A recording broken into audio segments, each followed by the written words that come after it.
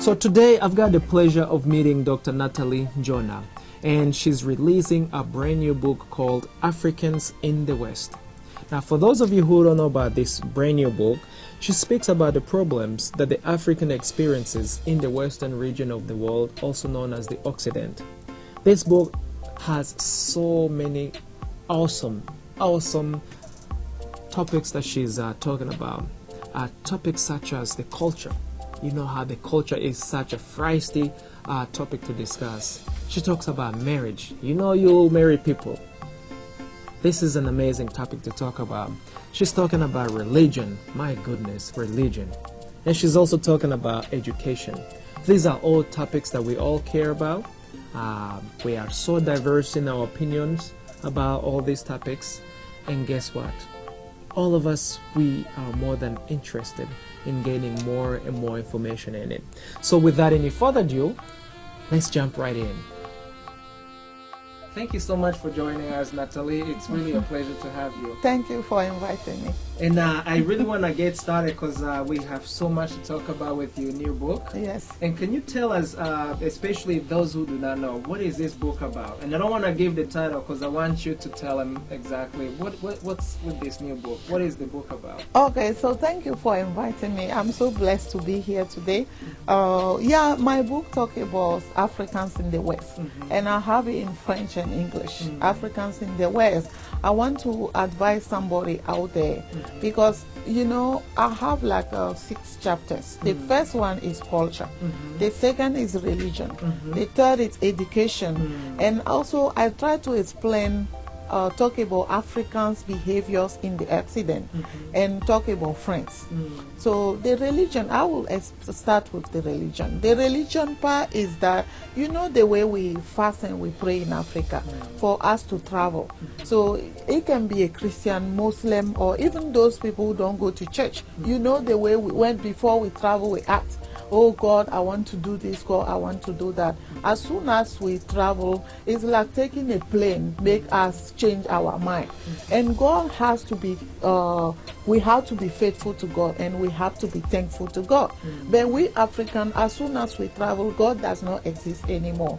That's why we face all kind of difficulties in the Occident. So I want to talk about that and explain to my African brothers and sisters that they everywhere in the world, God is universal. He is everywhere.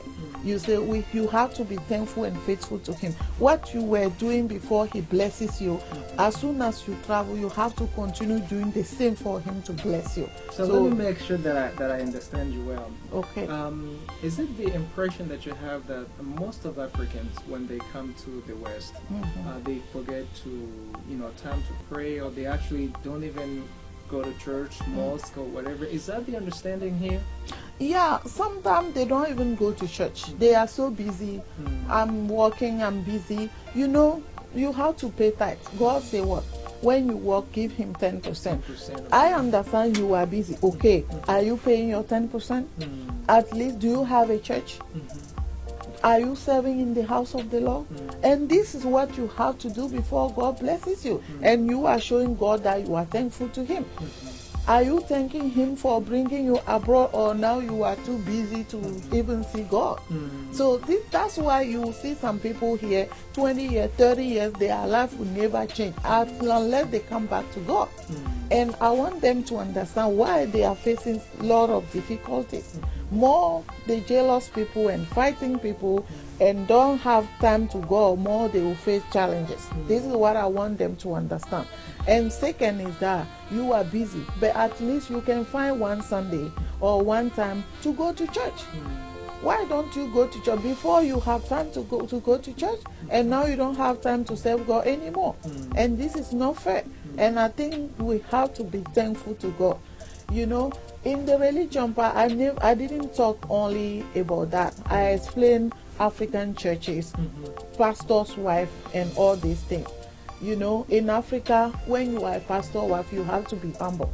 But in the Occident, pastors' wives are destroying their husbands' ministries. You are pastor's wife, you have to be humble. Yes. Yeah, I think you have a question for me. Yes, I want to ask you a little more. How do you think the pastor's wife are contributing to the destructions of the churches? Yeah, the thing is, pastor's wife, they don't respect their church members. First, and second, they are not committed to Christ. I think sometimes it's not all of them, but most of them. I'm glad that you say Yes, that, because I know not that all there of will them. be some of them who will feel offended. Yes, that no, you're pulling them it's in not, one category. because I think the time has come for people to understand, even pastor's wife or pastors, somebody has to open their eyes. So when you yourself a pastor, you see the way pastors pray and fast in Africa before they choose their wives. Here they just follow money and beauty. So when you say you are a pastor, for example, a deliverance pastor, big prophet, you go and follow money and beauty. Money and beauty will come and help you in your ministry. Not at all. But that's why their church face challenges, and they have to understand that. And if, for example, you choose a wrong wife, you yourself, you know, she come in the church. First of all, when she's wrong, she will never help you in your ministry. She will come and show beauty and whatever, and talk to down to church members, treat them like they are nothing. You know, not humbly in the church, facing, stopping people even to come to you to pray for them. So how come you, pastor, this kind of wife, you join her to fight an innocent person when she will come to talk to you? This member did this, and that's why when you join your wife to challenge or to fight an innocent person, God also will deal with you. That's why at the end you will see those kind of pastors, their church collapse, and the same wife will divorce them, and they will face a lot of things.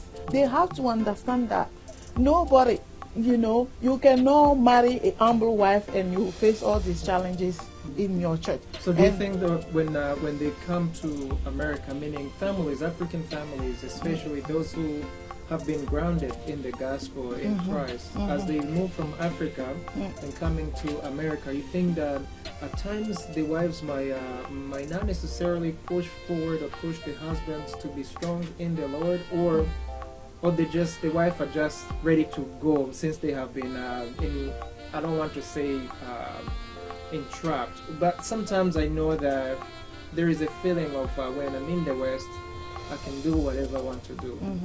My husband, don't tell me this and don't tell me that. Do you think that maybe coming to the West also influences the behavior of the wives, of the pastors? I think the fearing one are always different. Okay.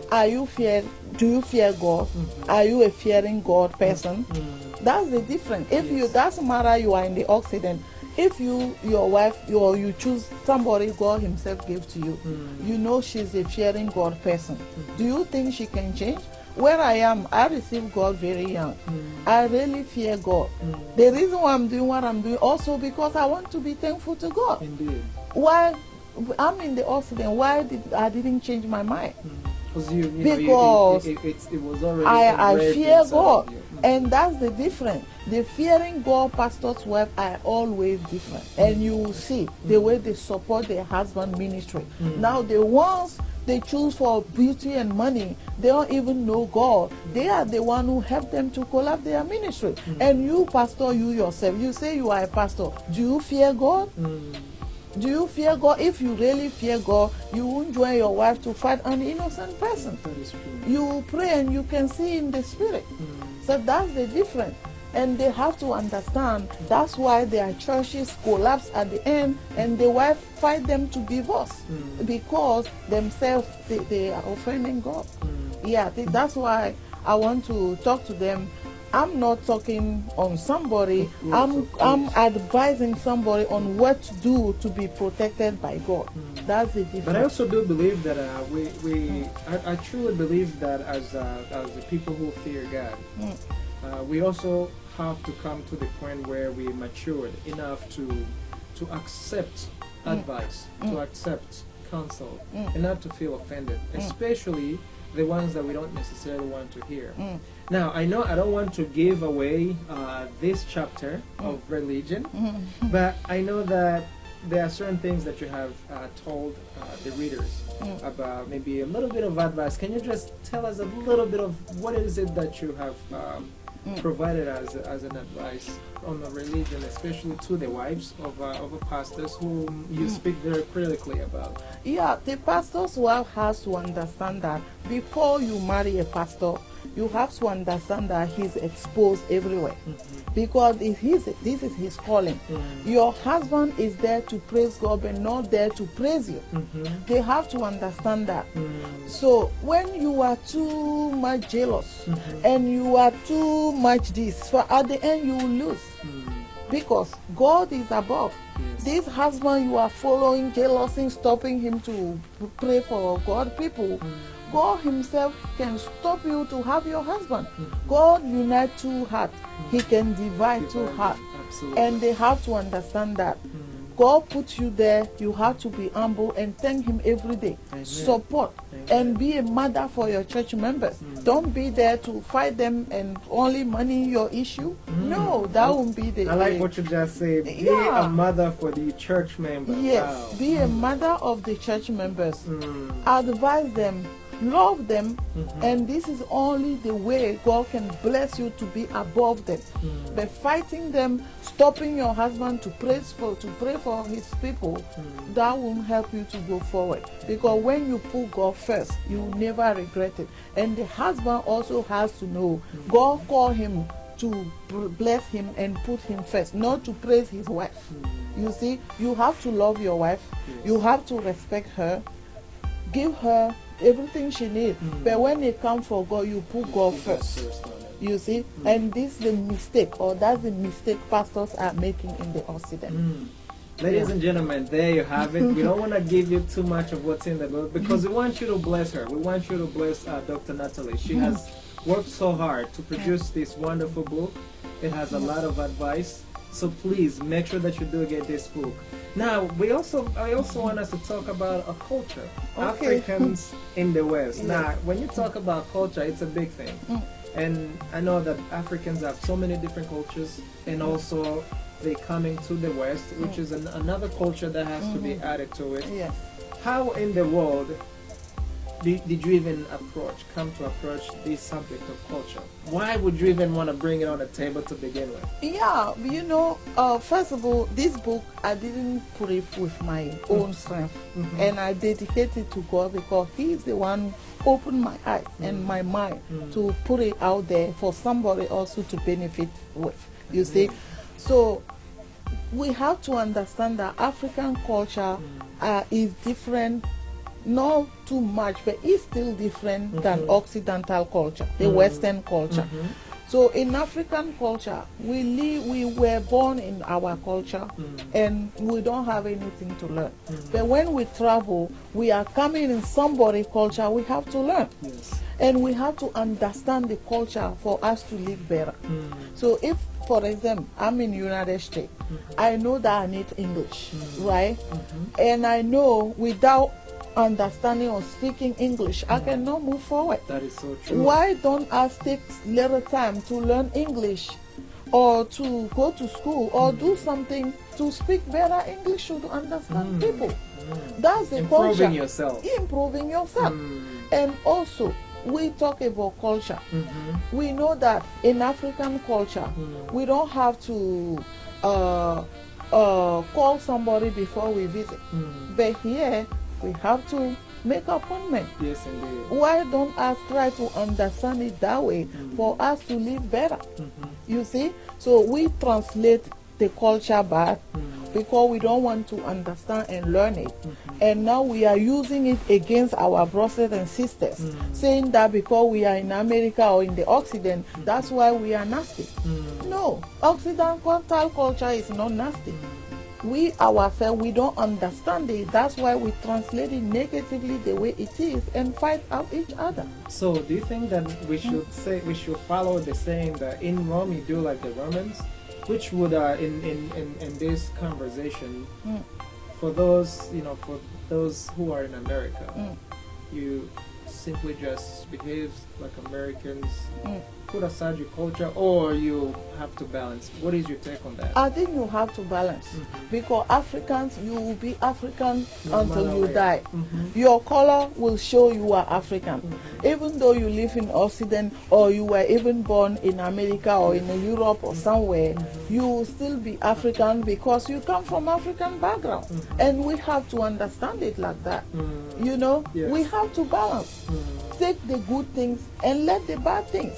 You see, in Africa, you have to respect your mother and your father.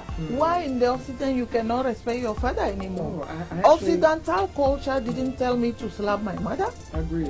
But you know, I do believe that we do have some universal culture. Things like respecting your parents, things like, respecting your elders, your parents.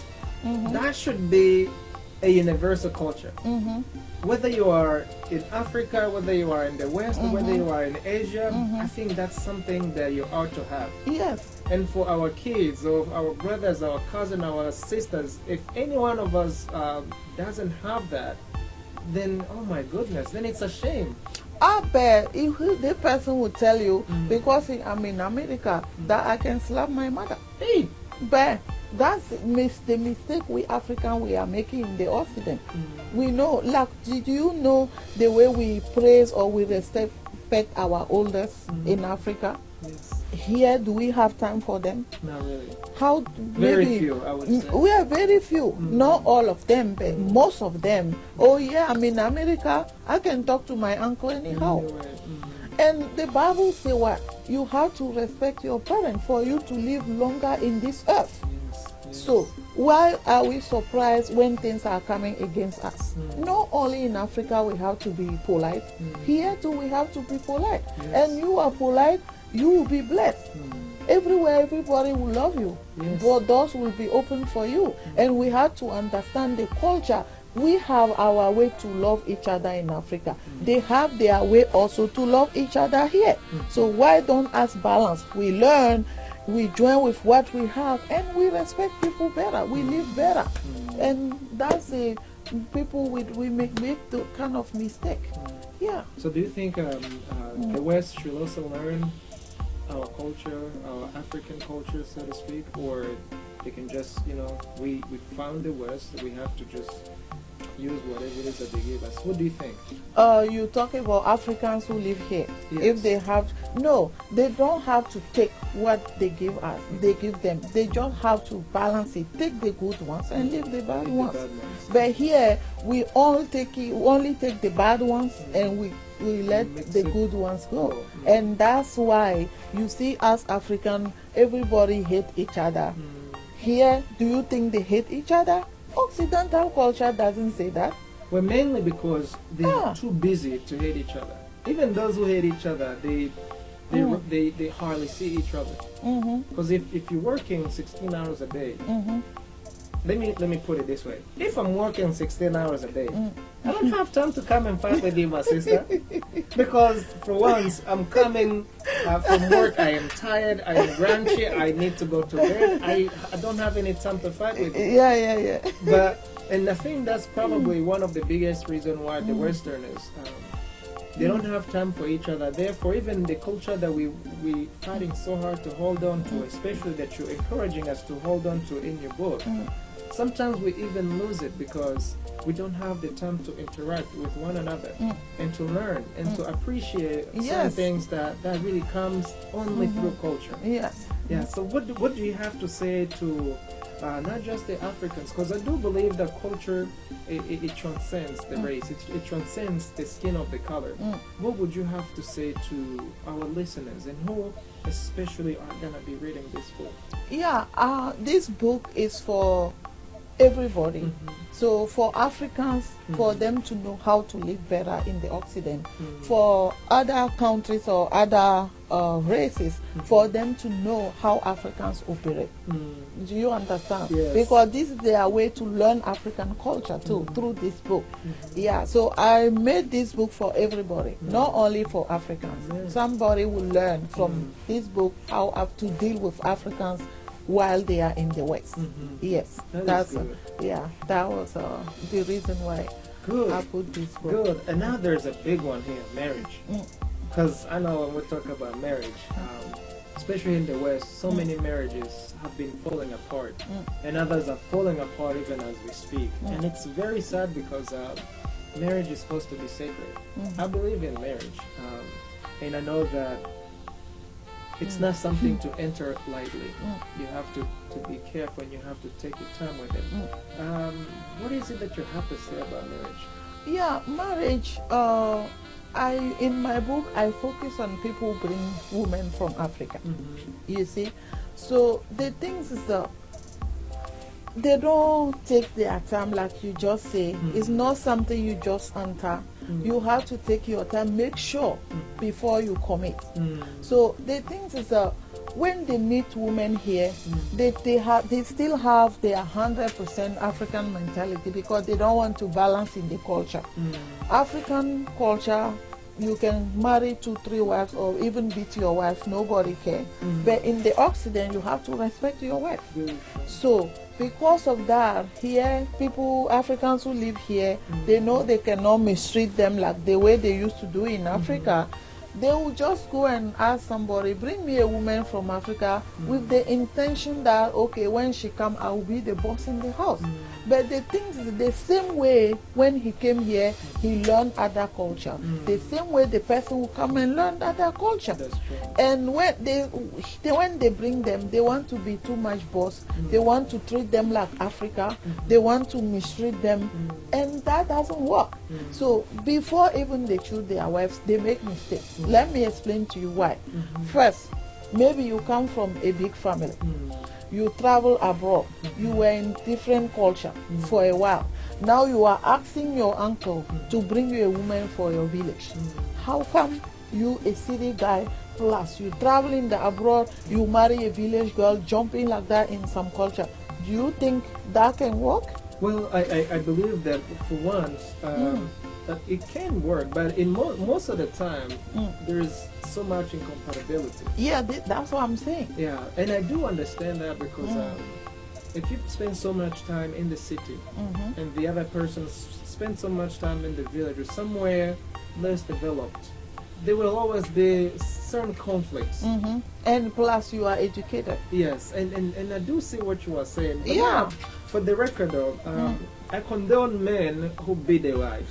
That is ungodly. But Africans beat their wife in the Occident like they used to do in Africa.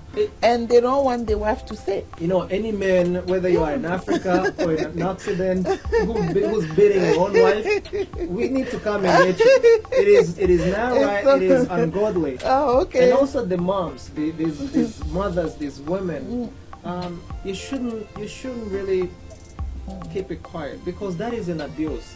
That's abusive, and I don't think that whether we are in Africa or anywhere else around the world, we should not be condoning.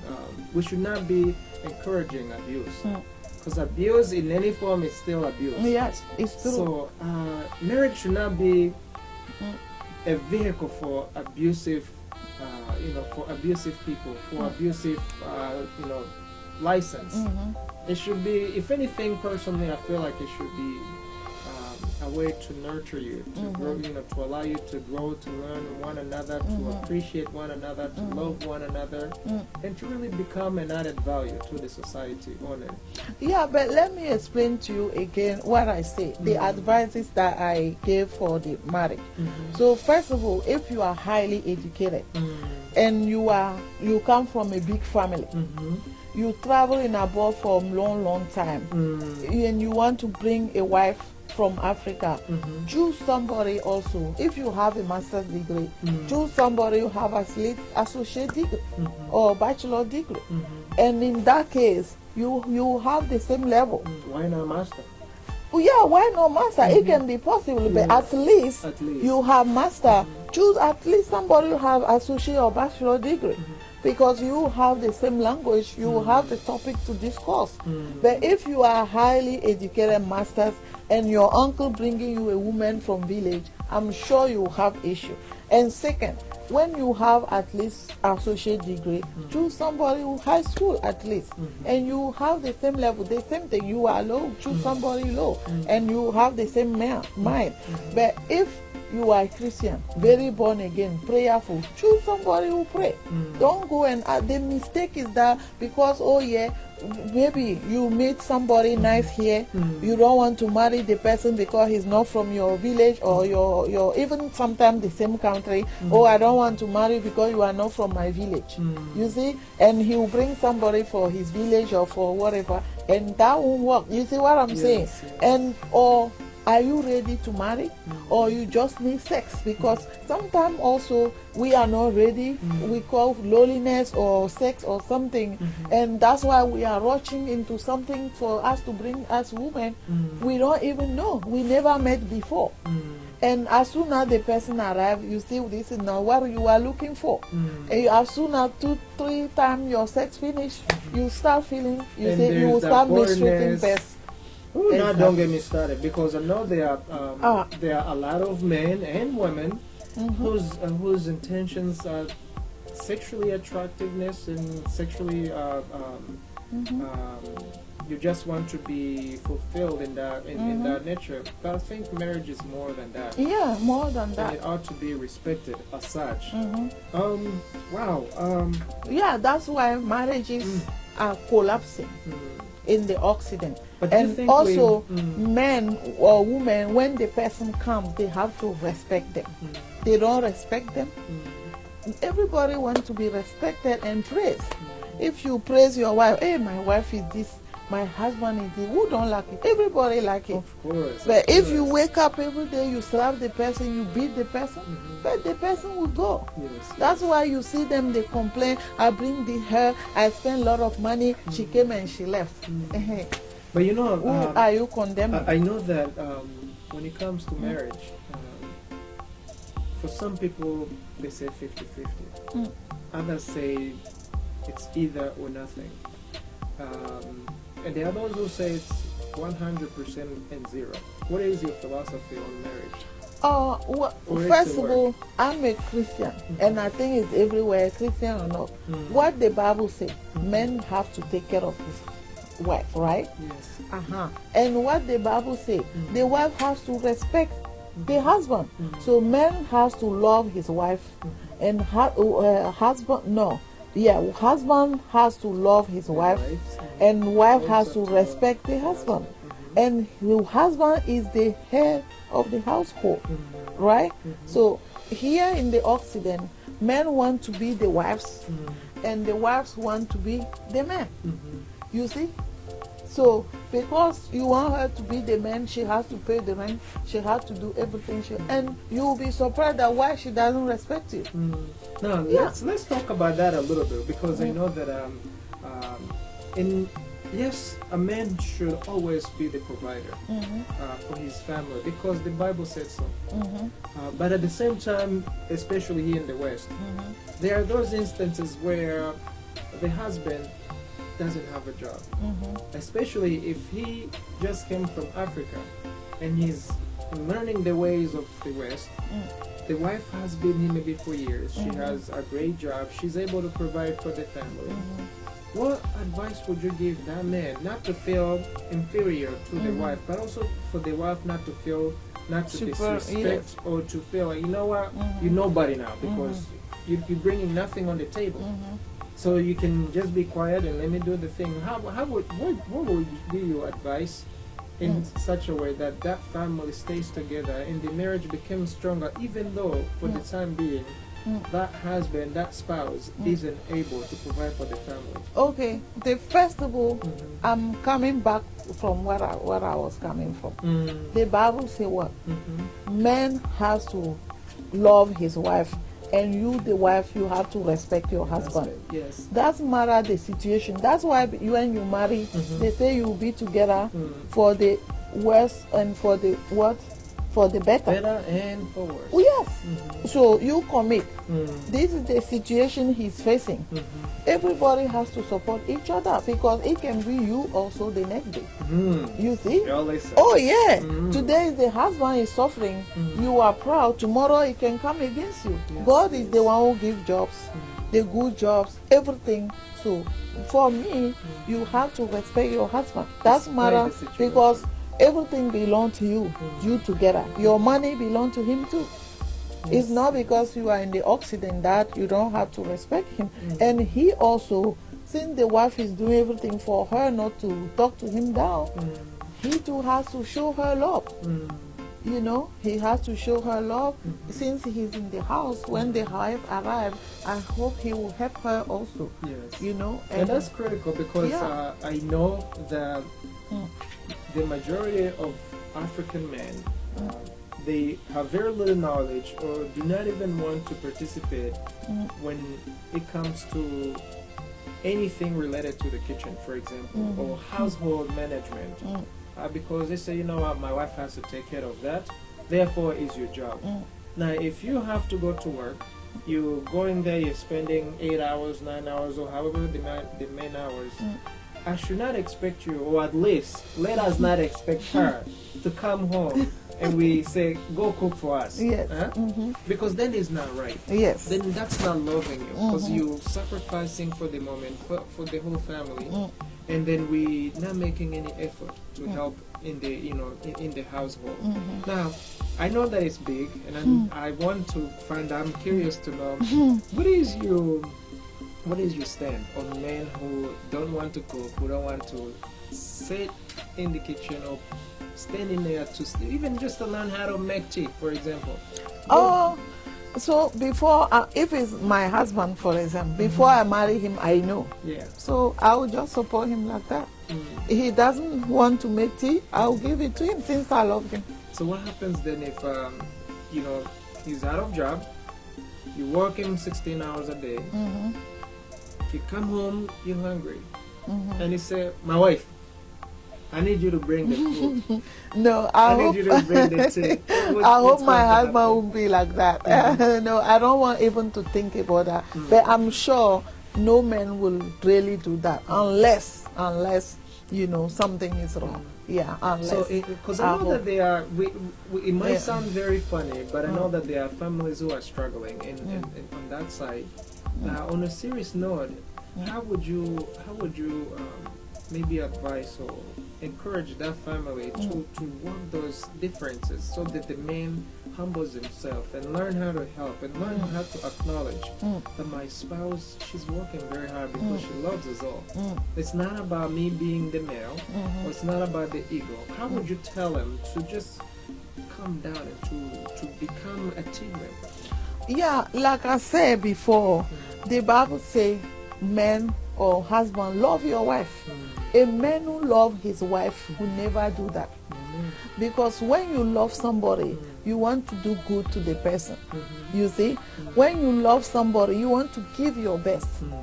And the same way, as soon as you do that, the wife will respect you. She will give you everything. So when that one is, you miss it, you don't love your wife, this is where this kind of attitude arrive and problems start. So just respect your wife, or love your wife, and you wife respect your husband, and everything will be solved. Yeah, this is now tell me what this, I can say.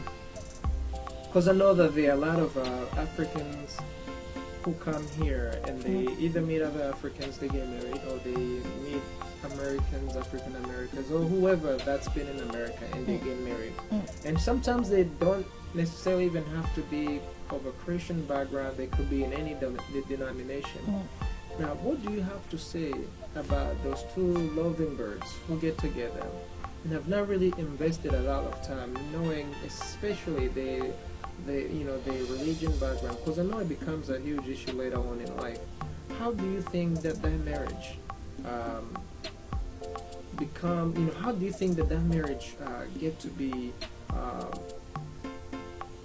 formed in such in that way where you have no idea, you maybe don't believe in religion, or not necessarily, you're not necessarily a religious person, but at the same time, you do believe in God. So for those people who marry, but they have different background in religions, how do you see them strengthening their family? Some of them have very successful marriage, but others struggle. Yeah. How would you recommend, especially if they start off on those grounds, for them to be more closer and united? Yeah, for me, I can say, I'm a Christian. And for me, when you are Christian, you go to just like church, just like that. You can marry somebody also who just go to church, just like that. But when you are faithful, committed, really highly marry somebody with that level, because when you don't have the same level, that thing will bring a lot of issue. Because it's not because they want to do it, because they won't understand each other.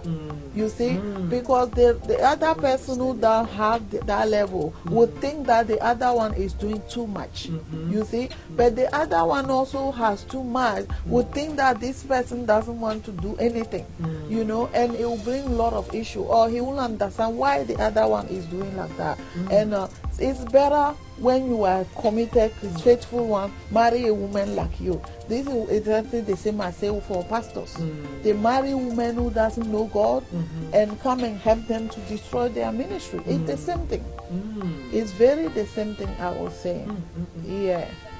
I want to say more to that, but I don't want to give away the book, because we want you to come and support her. Yeah. Now, tell us exactly issues of Africans in the Occident or in the West. Now, why would you pick this topic exactly? Have you seen so many issues that you feel like you have to write about? No, I didn't say issue. I say Africans' problems in the Occident. You see, I want to show what is our problem. Our problem here is that since we don't want to understand the culture, since we don't want to, to live better, we transform everything negatively, and we are nasty, we are jealous, we destroy each other, we are always there to wait for who downfall for us to make fun. This is Africans' problem in the Occident. In Africa, honestly, we are not like that.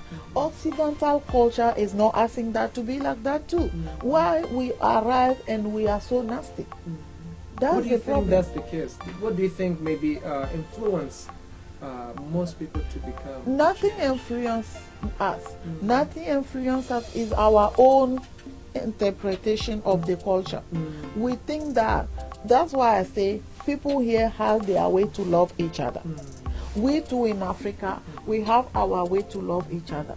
Now to live better, we have to understand the way they love each other for us, and compare what we have to join together and love each other better. So we think, okay, because we are in America, oh yeah, I can jealous you anywhere, anyhow. And we don't want to see somebody's success. This is not right. In Africa, we are not like that. And here, nobody is like that, because they support each other to be successful. So do you think we project the wrong image to our Western new homes? Yeah, we project a very bad image. Very, very bad image. In Africa, we try to be one. As soon as we travel, we start fighting each other. Look at my country. I'm from Togo. In my country, if when you are from south, you don't love somebody from north, because this kind of whatever. You see? Now, is that a Christian thing to do? No, it's not Christian thing. It's our own thing. We think, okay, we are in the Occident. That's why we can act anyhow. Yeah, it's nasty, and it's not only for Togo. It's all everywhere. You from Rwanda and things, and I'm sure it's the same. And in Togolese area is that, oh, when you are Togolese, it's like you are a nasty person. I see you, I pass here, I pass here. Why? But and I know that we might be veering off a little bit from your book, but I know that because of the experience and the background that we have gone through, especially most of these African countries, they're going through turmoils, and they have so much history that sometimes you're not very proud of. So if someone says, "Oh, you're Togolese," I don't want to be associated with a Togolese. There is usually that something within you that you're fighting with internally. and you don't want anybody to even know that you're fighting with it, instead of asking for help. So I think, like you said, this is one of the biggest problems that can really help us destroy ourselves, and it actually help us to shortchange or to short sell ourselves to the West, because we're no longer proud of who we are. Yes, And it's true. and we don't even want to mention who we are, because we don't know. You might judge me, I might judge you, but at the end of the day, we're building more of a problem in a foreign country than we were. Now, how do you think we need to resolve that? Or how do you better see a resolution that's more conducive, godly-like for our brothers and sisters? Yeah, we have to understand the culture that we are in, and understand that Occidental culture is not telling us to be nasty. So as soon as we understand that, and we put also God say love each other, I think all this problem will stop. Because even in churches, you will see the same thing. Because what? It's not God, but because we translate the culture back, we live back, and we are nasty. And we don't have to be like that.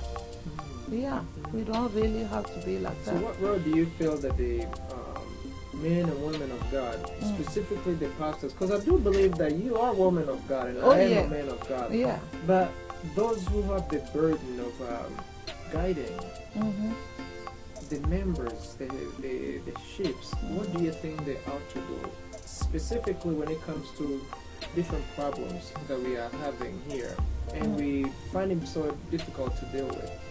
Oh, but doesn't matter you are pastor or not. Everybody, almost every African in the Occident, they don't understand the culture and they act bad. In Africa, for example, when you have issue, you can go to see the pastor, and they were like your parent, father and mother. Here, sometimes, as soon as you go and talk to a pastor or his wife, tomorrow you will hear it somewhere. Everywhere. You see, That's because not of godly. what? Because we think Occidental culture is asking us to do like that, but this is not true. You see what I'm saying? Yes. Yes. This is not true. Gossip. So Gossip and, and, gossip and all these betraying things. the trust that you normally have for these elders, for the people you see as if they are our parents. Yeah, and that's why I say, I used to live in Paris for a while. Some in Paris, Africans there, they try to be more hypocrite, but they will help you anyway, but they will turn. But here in America, people are so nasty. Bitterness. Yeah, bitterness. Now, do you think the bitterness is because of, is it a lifestyle, or is it because they just have too much trouble on the shoulder? No, it's not too much trouble. Let me explain to you. Usually in Europe, Africans who travel in Europe are educated. They go usually to continue their education. But Africans who come in United States, since, I think 10 years ago, the government here allow people to travel to come and get better life. So people, and when they started, they don't want people who have degrees and all these things. They want people who never go to school because, people even don't have high school, because here they need people to work and all these things. And that's why most of Africans who come here in the United States, they were not educated. And when you see somebody who came from village 100%, jump into some culture, higher level, you see they transform it bad and they live bad. I think this is the source of all these things. But I also do believe that to a certain extent, the host country, in this case here in the US, they also want each and every one of the people who are living here to know as much as possible and to appreciate as much as possible the Western culture. And not necessarily that you have to drop your own culture, but to understand it. Because sometimes I know that there might be a way that you can do something, and then it gets to be misunderstood from a Western perspective. So that bridging of a gap, especially in this case, if for us who are having a lot of trouble, a lot of problems, either explaining ourselves or understanding the culture here, what do you see as the best way to deal with the Western culture in a such way that we bridge the gap, we balance our culture, and we still succeed in this land? Yeah, this is what I say. They have to understand it, the way they operate here. So they have all kind of resources. Our problem is that Africans, we don't lack culture. You know, since Africa, we don't lack culture. But when we study culture and we are interested to learn somebody's culture, we will live better. But we don't want to learn somebody's culture. This is what I say. When we see culture thing, we don't take it serious. We have to go to libraries, go to where we can find information, you know, to have better knowledge. But we don't do that. Could that be We ignorance just jump. or ego? No, because in think our we're better. countries, we don't like culture things. When you see culture thing, you don't take it serious. And we grow up with, and that's why we come to another culture. We don't want to learn because our original. Now that's profound. Which Yeah. in another word, it's saying the education in Africa does not promote culture. Is that the understanding here? Yeah, Africa, you see, we don't like culture. When we see somebody doing culture thing, we don't take it serious. And when we come here, we don't want to learn because we have that never- weakness before. We don't want to learn somebody culture for us to grow up. And we have to take advantage of Occidental culture. You see, in Africa, it's difficult to have a high school. But here, It's easy. very easy to be a And doctor. it's free in most And cases. it's free.